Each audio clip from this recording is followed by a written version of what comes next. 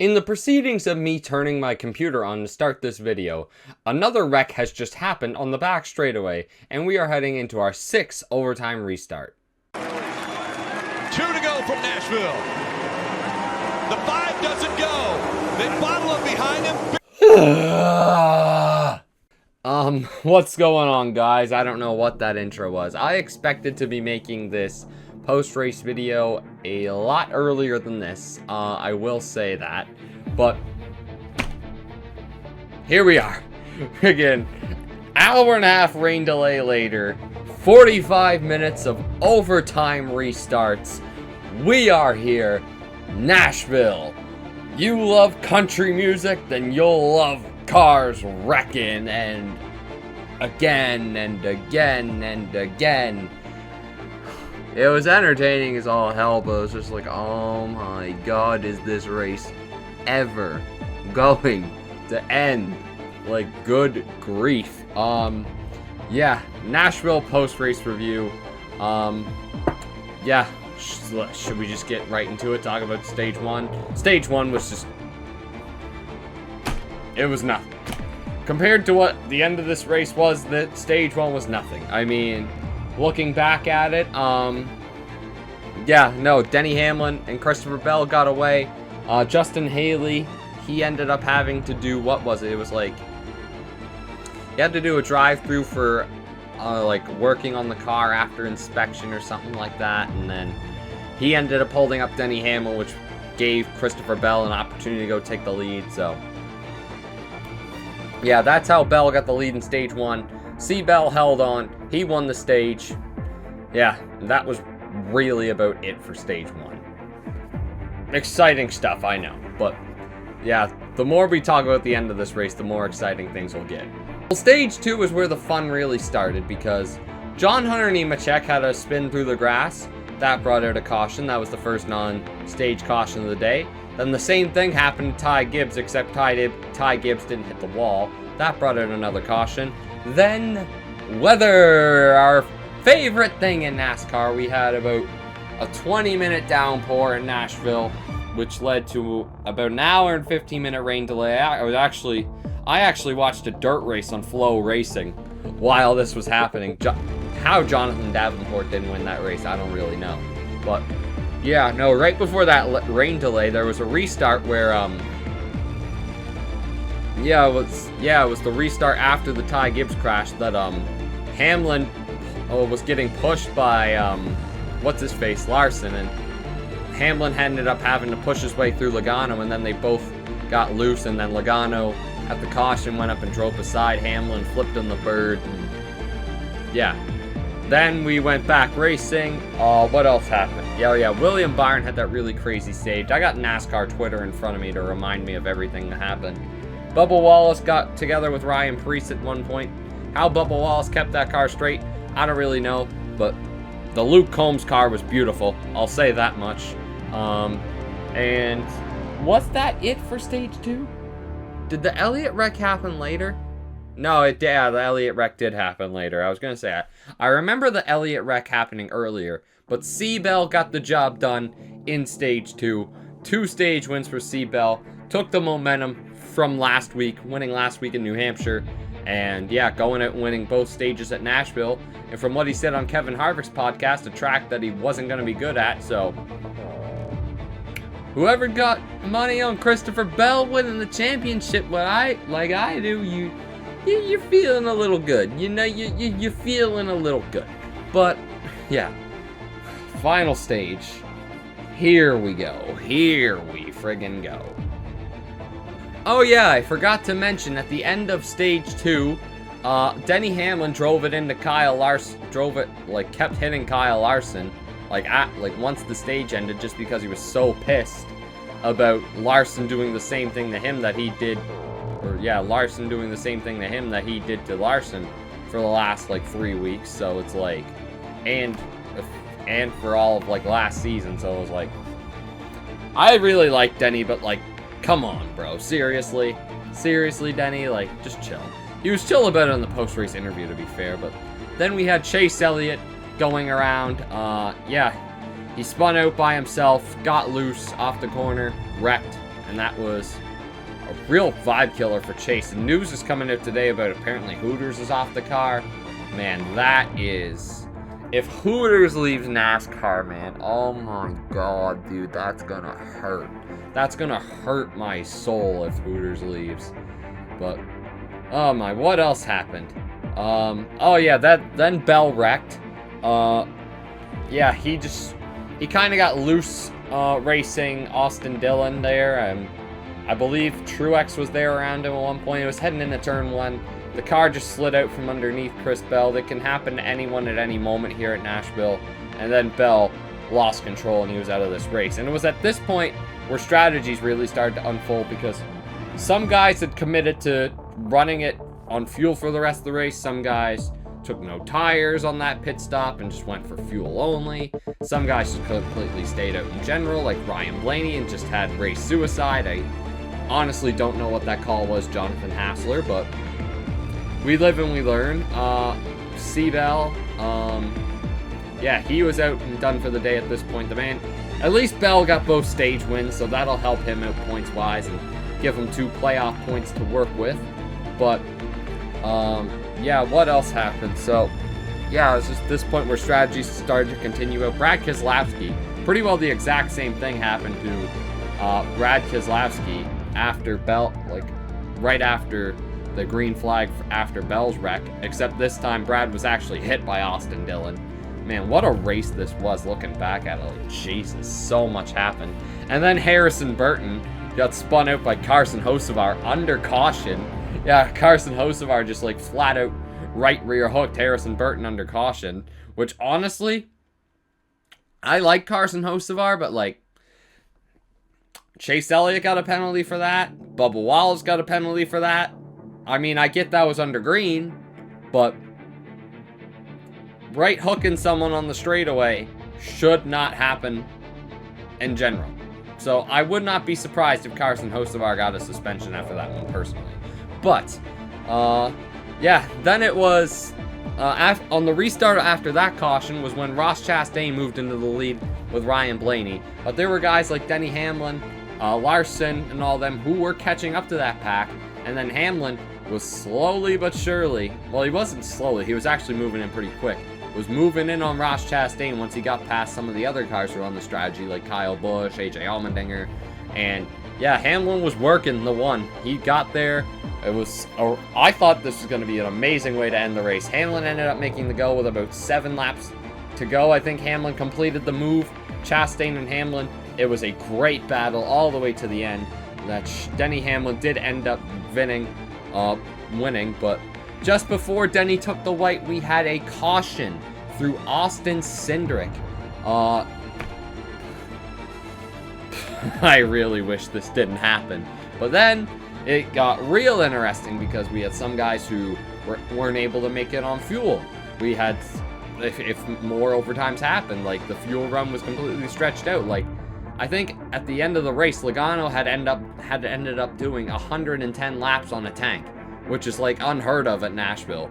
And it was running out at the line. But yeah, first overtime restart, Larson gets on the apron, cuts into Chastain, Chastain spins, caution is out, and yeah, that's Ross Chastain's day over and done with. Kyle Busch was somehow able to get back to 4th after all that. Considering he stopped for Ross Chastain wrecking in front of him, I mean, I don't blame him for stopping for Ross Chastain wrecking directly in front of him. He had nowhere to go. The car wouldn't turn left in that situation. There was a 5-car pileup up ahead. So, yeah, I don't know. I mean, yeah, and well, it didn't really matter because the restart after that, Larson ran out of fuel. Excuse me, right in front of Kyle Busch. Chase Elliott spins the 8, and Kyle Busch is into the wall. And yeah, there's Kyle Busch's days done in overtime number 2. Man, I was rooting hard for Kyle. I was really hoping to get a good result, but man, what can you do? What can you do? I also forgot to mention there were a few guys that made pit stops right at the beginning of the first overtime, which honestly, a lot more. It would have been even more of a shit show if some of those guys didn't pit. So, thank you to them. But what else happened? There was the one overtime that Josh Berry wrecked, and there was the other overtime where Who wrecked? Oh, God, I can't even remember. There were so many friggin' wrecks. It took 5 overtimes, dude. 5 overtimes. It was giving me Talladega 2015 vibes, where Harvick just slowed up the field on purpose, and then everybody wrecked, so that way he'd get through the next round of the chase at the time. Is like, what a choke. It was embarrassing. Hamlin and Truex ended up having to pit because they weren't going to be able to make it to the end of the race. They were sputtering under caution like the 3rd overtime. I know Josh Berry was one of the cautions. There was that big one there with like Blaney,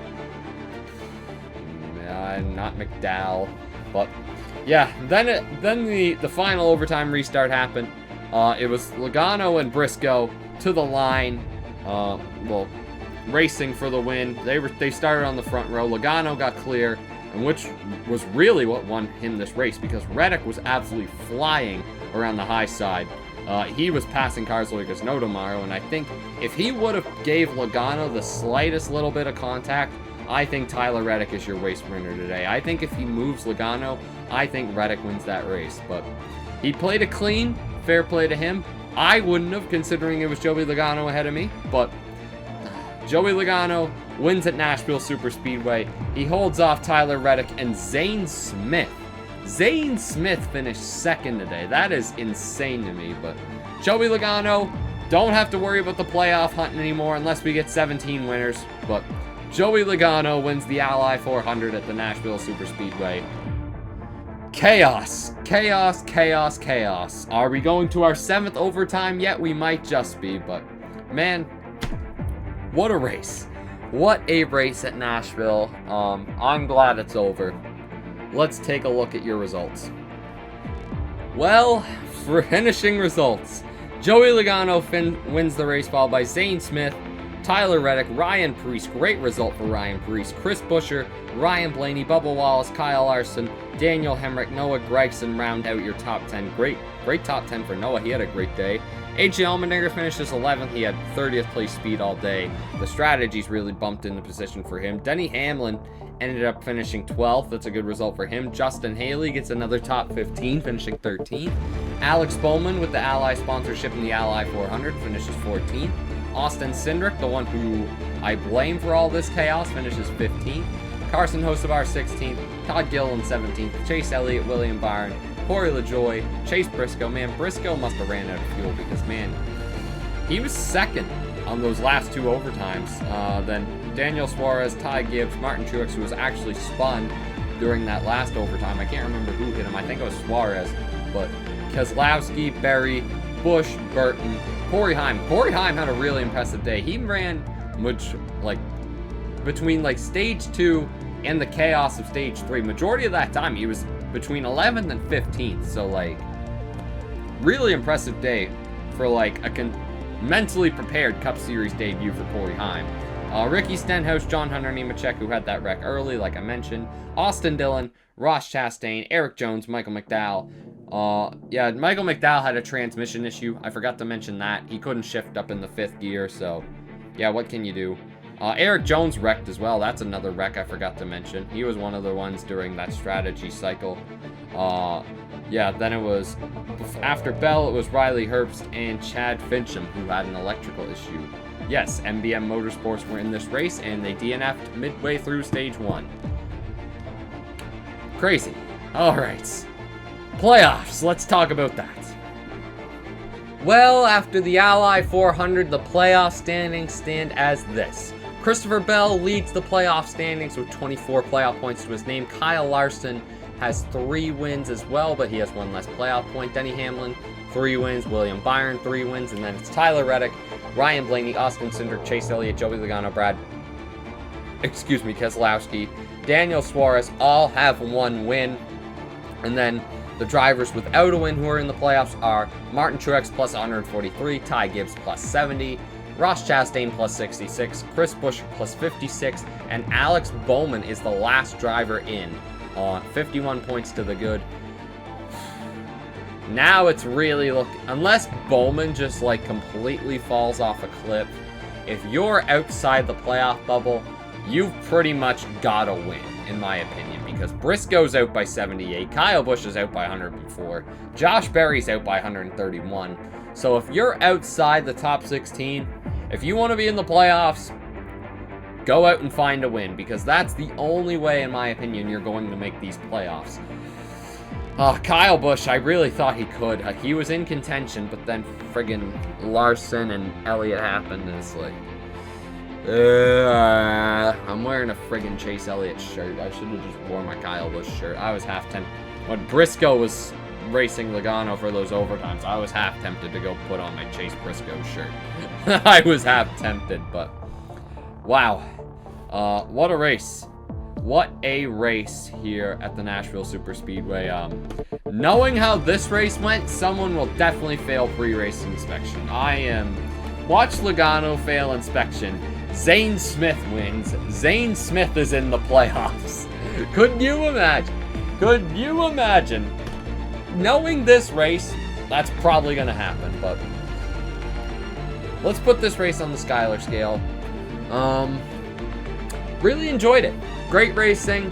Hard to pass. I mean, it wasn't too hard to pass, but it was hard enough that the drivers actually had to earn their position, which I really liked. I really did like that about Nashville today. Nashville's a track that I really do enjoy watching and racing. I'm a big fan of racing Nashville and iRacing, other than getting wrecked by Todd Gilliland in an iRacing race, but we'll leave that to another day. Yeah. What am I going to give Nashville? What could I give this race? I am going to say Nashville gets... I would give it an 85%, but I'm going to give it an 80 just because of all the chaos at the end, because that took some fun out of it. It was entertaining as all hell, but that really took some fun out of it. So at the end of the day, the Skyler score for the Nashville Superspeedway, I am going to give it an 80%. My apologies if I went through this a little quick.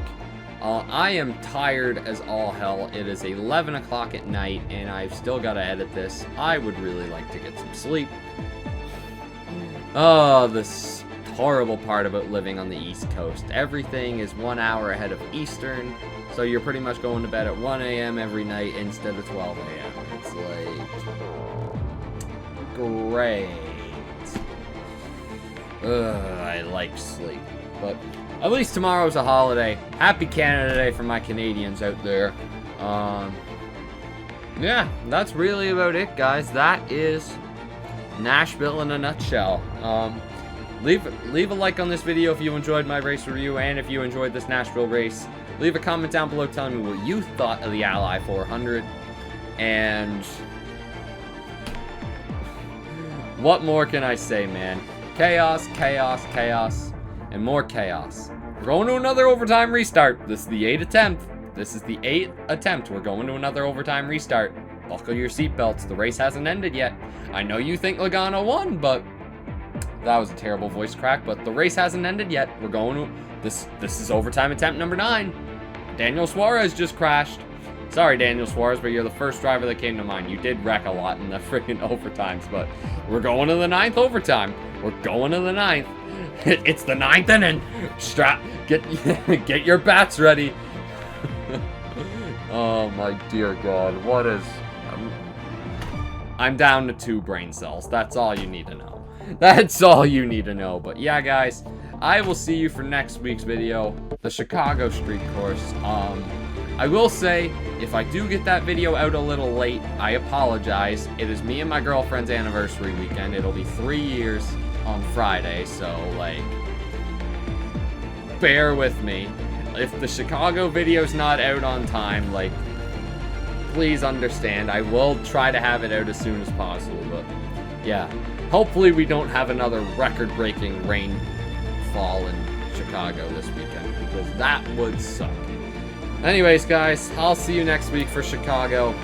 Let's have a blast. Take care, and peace.